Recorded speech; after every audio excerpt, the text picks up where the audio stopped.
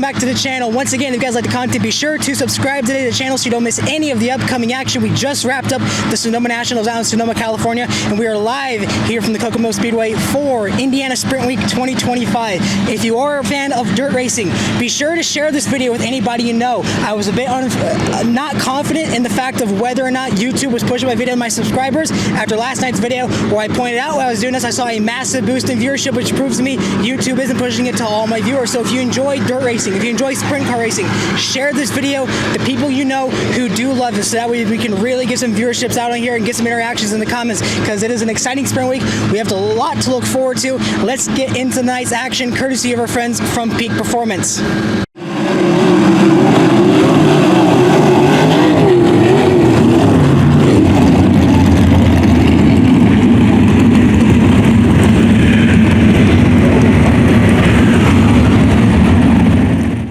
Night 4 of Indiana Sprint Week wrapped up here tonight as we made our return to Kokomo after Saturday's washout. The big story heading this event was the condition of Justin Grant. If you missed what happened back at Lawrenceburg, he was involved in a massive accident along the front straightaway where he would suffer a broken foot. He went into surgery earlier this week and became a question on whether or not he was going to be able to compete for the rest of the event. His wife had made a post saying that they had just gotten out of surgery. They're not sure about the recovery process, so there was a massive unassurance about whether or not he was going to make the race here tonight.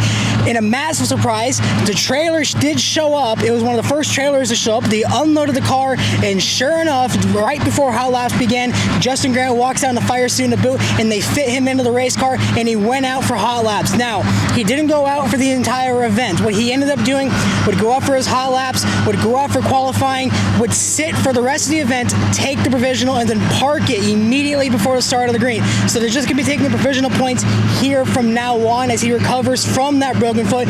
Best wishes to Justin Grant and the entire team as he goes through this recovery process. A massive hit for him as he's competing for the Triple Crown Championship. As for the rest of the event, relatively clean compared to what we saw back at Lawrenceburg. We had one major accident during the heats earlier. I believe it was heat number 4 when the wreck happened. A massive flip, car dug into the ground and went flying through the air. The driver was able to get out, walk away, and then take a ride back into the pit area. His night was over, sadly. As for the A-Main, exciting race start to bottom.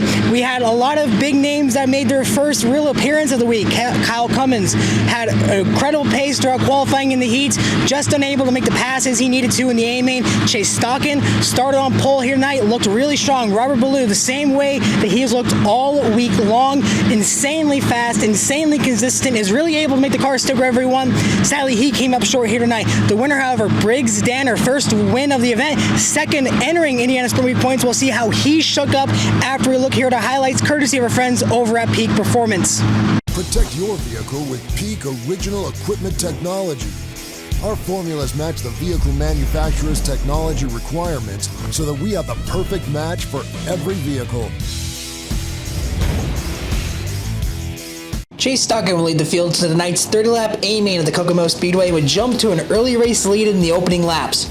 However, it would be Robert Ballou who would dominate the race as he quickly took the race lead and was able to hold off Chase Stockin as they battled through lap traffic. Meanwhile, Briggs Danner, who started 6th, began to charge his way up and by halfway had entered into the top 3, but with a massive gap to the leaders, it seemed 3rd would all he'd be able to get. The racing gods, however, would decide to give Danner a chance, as with just over 10 to go, Shelby Hinton would stop in turns 1 and 2, bringing out the first yellow of the race. On the ensuing restart, Briggs would make quick work of Chase Stockin and set his sights on Robert Ballou. As the two began to have an amazing battle for the race lead, the caution lights would come back on as a 3-car wreck involving Shelby Hinton, Logan Calderwood, and Cale Drake would bring the race back under yellow. And that would play a massive role in the finish of this race, as within the closing laps, Drake would hold up Robert Ballou and open up the door for a last lap pass to give Briggs Danner his first A-Main win of Indiana Sprint Week. And looking at tonight's top 10 results here from the Kokomo Speedway, Briggs Danner would take his first A-Main win of Indiana Sprint Week, with Robert Ballou finishing just 19/100ths of a second behind in second place. Chase Stockin would finish in 3rd after not showing up in Lawrenceburg and starting on the pole here tonight. Mitchell Moles would finish in 4th after landing on his roof during the Lawrenceburg A-Main. He ends up with a top 5. Kyle Cummins, finally a return to form from him after a rough start here to Indiana Sprint Week. He would take home the 5th spot. Kevin Thomas Jr. after back-to-back 3rd place place finishes, rounds out in 6th. CJ Leary, a good run up in 7th. Logan Seavey down in 8th. Gunnar Setzer in the 9th position. And Cale Coons in the 63 car, an incredible top 10 finish for him. And looking at your Indiana Sprint Week point standings after tonight's race at Kokomo, Briggs Danner now takes over the points lead with 230 points. He has a 25-point advantage over Logan Seavey, with Kevin Thomas Jr. still sitting in 3rd, now 26 points behind. Robert Ballou is now up to 4th, 36 points behind, with Jake Swanson in the 5th spot, 63 back. There's a 3-way tie for the 6th position between Mitchell Moles, Kyle Cummins, and Gunnar Setzer, who all sit 75 points back. If the Sprint Week ended right now, Mitchell Moles will get the 6th place position over having the higher finish of the 3. And then to round it all off, there's another tie for the 9th position between Chase Stockton and Hayden Reinbold, who are both 97 points behind. Chase Stockton, however, will get the tiebreaker thanks to his 3rd place finish tonight here in Kokomo. And as always, we're able to talk to some of our top 3 finishers following tonight's A main here from the Kokomo Speedway. Let's hear what they had to say and look forward to tonight when we head to Circle City Raceway. Chase Stockton, you had to accept the 3rd place finish here tonight. You started on the pole. It looked like you had a really good car here in the A main. Take us through what this race was for you.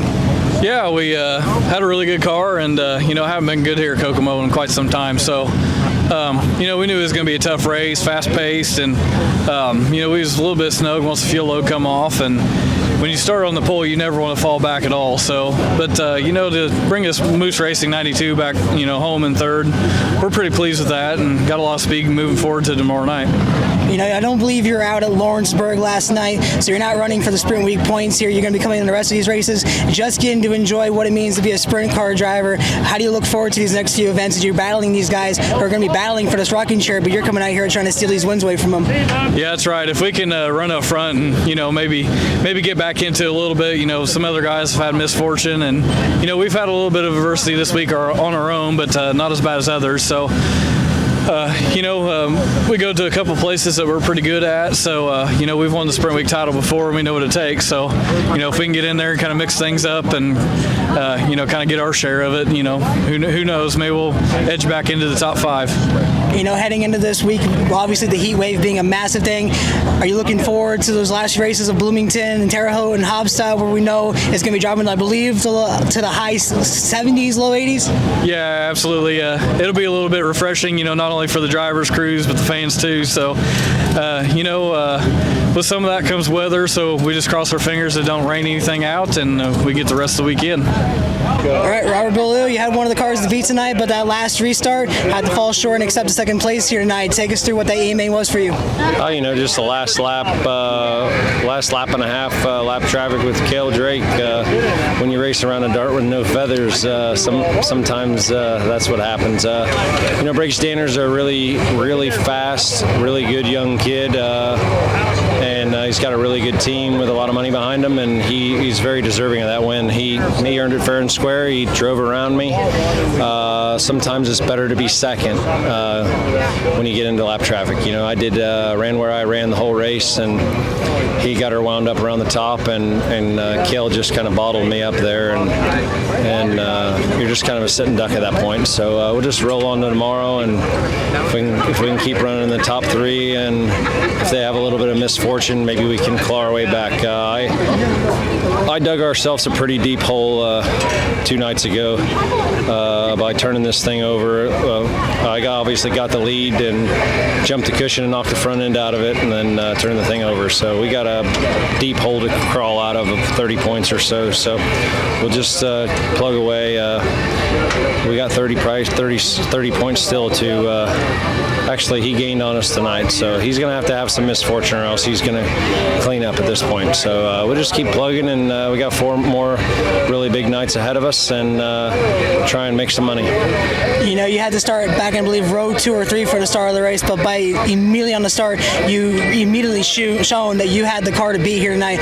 What was it like running out there in those early laps to try and get that car in the position you needed, and what did it take to pass the cars around here to be able to open up the lead like you did? I've raced here every race they've had this year. It's only 25 minutes from my house, and Reese O'Connor and the gang do a really, really good race, really good job preparing this place, and it's easy on tires, and puts on unbelievable racing. And so, it's just one of them deals. We've tried to do our homework here. We have the SmackDown here in a month, and it pays $30,000 to win, so we're just trying to gear up for it, and and that's obviously the next race here is the SmackDown. So we've got our ducks in a row. Just Kyle Cummins is really good here. Obviously, there's about 5 or 6 guys that are really tough to beat here, and with Justin being out, unfortunately, he wasn't in the mix tonight. So hopefully by in a month he can be back, and he's the king of Kokomo. So hopefully he can be back and we can battle him for the win on Saturday night of the SmackDown. You talked about that hole you dug for yourself back at Lawrenceburg. You scored 77 points tonight, along with the points you scored in qualifying as well as the heat. It's obviously not the win, but when you talk about the consistency for the points to build you up for the second half, you got to hold your head up a little bit higher, knowing that you got all you could have out of this race and was able to somewhat rebound after what happened at Lawrenceburg. Yeah, I knew how good we were, and I would have been about 20 points behind had I just finished the race. And instead, I got a little greedy and tipped it over on the last lap, trying to get one more spot. So it's Briggs' championship to lose at this point. He's going to have a bad night for me to have a chance, and if he has a bad night, then I'll have a chance. Otherwise, he'll end up with the $25,000 of the rocking chair. I've got a rocking chair already, but I could use the $25,000 really bad. So hopefully, I don't want to wish any misfortune on the Hogue brothers. Fran Hogue's a really good friend of mine, and we'll just let the cards fall, and wherever they fall is where I made my own bet at this point. So I just got to have 4 more perfect nights or near perfect nights and see what happens. Briggs Danner, A-main winner here tonight at the Kokomo Speedway, night 4 being a sprint week. Last restart battle to chase down Robert Ballou to take the win. It doesn't get any better than that, does it? Yeah, definitely not. 2 yellows until the end of the race. I got by Chase there and was racing with Robert, and a yellow come out, didn't get a lap complete, so didn't want to see that one, obviously. I kind of thought I had shown Chase the top there. I mean, he was racing with a broken hand, but it was tough. I mean, I felt like I could go anywhere. If he moved to the top, I could diamond off and get the run all the way down the back straightaway. I could carry momentum good. But once I got by Chase, I started pushing a little too hard, started making mistakes, and just had to settle myself back down and gather my stuff back together. And I knew I was a little bit better than Robert, just had to hit my marks. And without lap traffic, it would have been tough. I mean, it was close as it was. Robert was good, but lap traffic definitely helped. I mean, I think I could have got to him, but it would have been tough to do anything with him. I mean, he knows his way around this place. So to get by Robert there at the end is awesome. He's one of the best here, and we'll take it and move on to tomorrow for sure, and hopefully we can continue. By the second half of that race, you really started charging towards the front. What was it about this racetrack during that feature event that you figured out that really got you that advantage? Yeah, it's hard to say. The bottom was weird. I felt great everywhere all night long, and the bottom stayed kind of greasy, and it was dirty and up the top, so it kept the top consistent, it kept it fast. I was surprised more guys weren't running all the way around the top of 2. I feel like that's really where I made up all my time. It was tricky getting into 1 on the top, but to drive through the top of the middle and 2 and all the way off, I felt great and just could carry speed, just kept my momentum up everywhere else on the track. So yeah, I think that was a lot of it. Entering this event, you're only 2 points out of the sprint week lead. You had points in qualifying, points in the heat, and you get maximum points in the A-main. By my calculations, with how Stevie went, you should be with the sprint week points heading into Circle City. We talk about you need that strong start in the first half to have a strong finish in the second half. With this strong of a start, how confident are you now heading into the second and the sprint week that you could really have a shot at taking home the chair?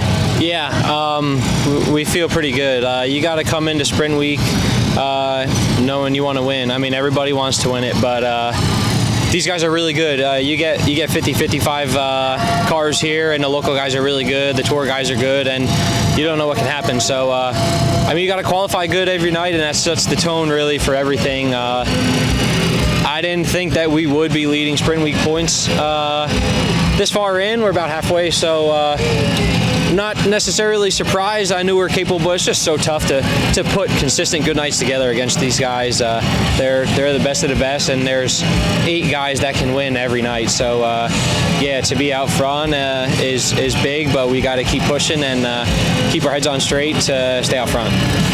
And that is going to wrap up the video here tonight from the Kokomo Speedway. I was excited to get to come out here. This is one of my favorite tracks in the country that I get to come to and watch racing in general. So to come out here and cover this event, incredible. We were thinking about coming back here for the Kokomo Smackdown here in a couple weeks' time.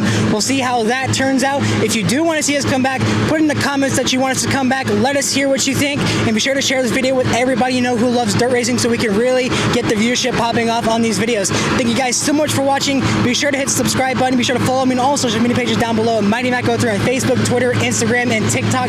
Thank you so much to our friends at Peak Performance. Subscribe down to the Peak Squad down below. There's a link in the description for that. And until tomorrow night at Circle City Raceway, this is Mighty Mac. We'll see you next time.